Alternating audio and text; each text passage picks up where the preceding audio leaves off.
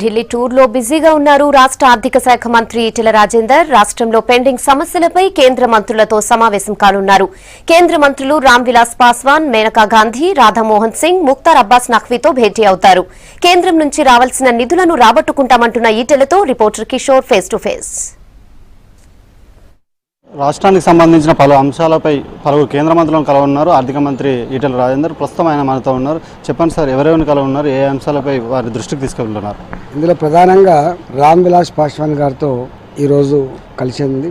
దాంట్లో మాకు రావాల్సిన బకాయిలు ఉన్నాయి. ఏదైతే మేము సీఎంఆర్ కింద వడ్లు ఇచ్చినామో, బియ్యం ఇచ్చినామో, ఆ బియ్యానికి సమ డబ్బులు రావాల్సినది. అంటే అమాలి ఛార్జెస్ తగ్గించింది వీళ్ళు, వాటి పెంచమని చెప్పేటువంటి ఇది. మూడవది మాకు కొన్ని గోధుమల అలొకేషన్ ఉన్నాయి, దాన్ని తీసుకొని బియ్యం ఇయ్యమని చెప్పేటువంటి అది. తర్వాత కస్టమ్ బిల్లింగ్ ఛార్జెస్ చాలా తక్కువ ఉన్నాయి, ఎందుకంటే ఎలక్ట్రిసిటీ ఛార్జెస్ పెరిగినాయి, వాళ్ళకి మిగతా పెరిగినాయి కాబట్టి దాన్ని కూడా పెంచమని చెప్పి కోరేటువంటి ఉంది.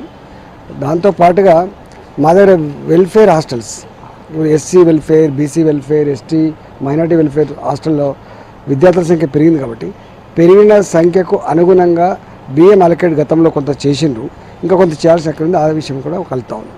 ఇతర మంత్రులను ఎవరెవరిని కలిసే అవకాశం ఉంది?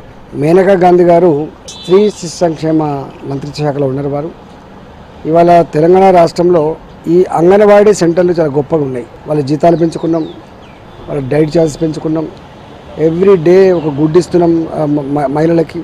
ఇలా చిన్నపిల్లలకు కూడా గుడ్డు ఇస్తూ ఉన్నాం. వాళ్ళు ఇచ్చేటువంటి డబ్బు ఏదైతే ఉందో అది కనీసం పావుల వంతు కూడా సరిపోతలేదు. అంటే పేరుకేమో చాలా గొప్పగా ఉంది స్కీమ్.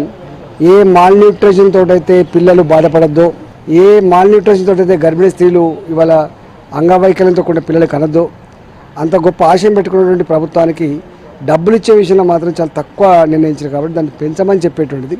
అట్లా అంగన్వాడీ సెంటర్లు మన దగ్గర 35,700 ఉన్నాయి. దాంట్లో 15,000 కూడా సొంత భవనాలు లేవు కాబట్టి ఒక 5,000 భవనాలకు డబ్బులు ఇవ్వమని చెప్పేటువంటి కార్యక్రమం.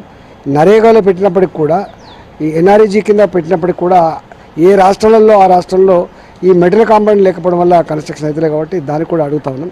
అదేవిధంగా కరీంనగర్ జిల్లా హెడ్ క్వార్టర్లో ఒక ఐటీ టవర్ కట్టాలని చెప్పి ఐటీ మినిస్టర్ కూడా కలుస్తూ ఉన్నాం.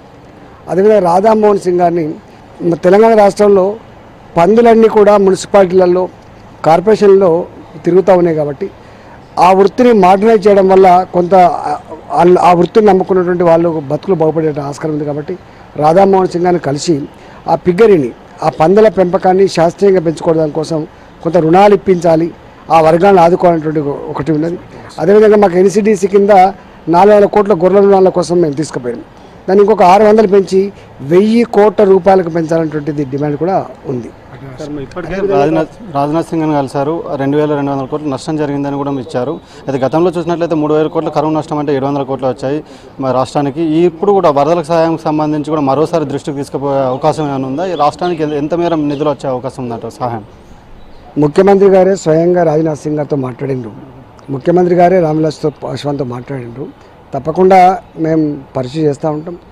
కేంద్రం ఉదారంగా ఆదుకుంటుందనే విశ్వాసం మాత్రం మాకున్నది. మరోవైపు చూసినట్లయితే జిల్లాల విభజన అనేది శాస్త్రీయంగా జరగట్లేదని అంటున్నారు. ఆర్థికంగా లోటు బడ్జెట్పై ప్రభావం చూపే అవకాశం ఉందని విమర్శలు వినిపిస్తున్నాయి. దీనికి సంబంధించి ఏం చెప్తారు? ఈ నిర్ణయం అనేది ప్రజలకు సౌకర్యంగా ఉండాలి, ప్రజలకు మేలు జరగాలి, ప్రజల వద్దకు పాలన కొనసాగాలన్నటువంటి ఒక గొప్ప ఆశయంతో పెట్టుకున్నది కాబట్టి నాకు తెలిసి పెద్ద బర్డెన్ పడుతుందని మేము అనుకోవట్లే.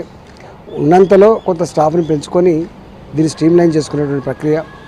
ఏ డిపార్ట్మెంట్ అయితే శాస్త్రీయంగా లేవో, ఏ డిపార్ట్మెంట్లు అయితే డిఫంక్ అయిపోయినాయో ఆ స్టాఫ్ని కూడా వాడుకొని ఉన్న స్టాఫ్తో కొంత పెంచుకొని దాన్ని గొప్పగా జిల్లాలు చేసుకోవాలనుకుంటుంది.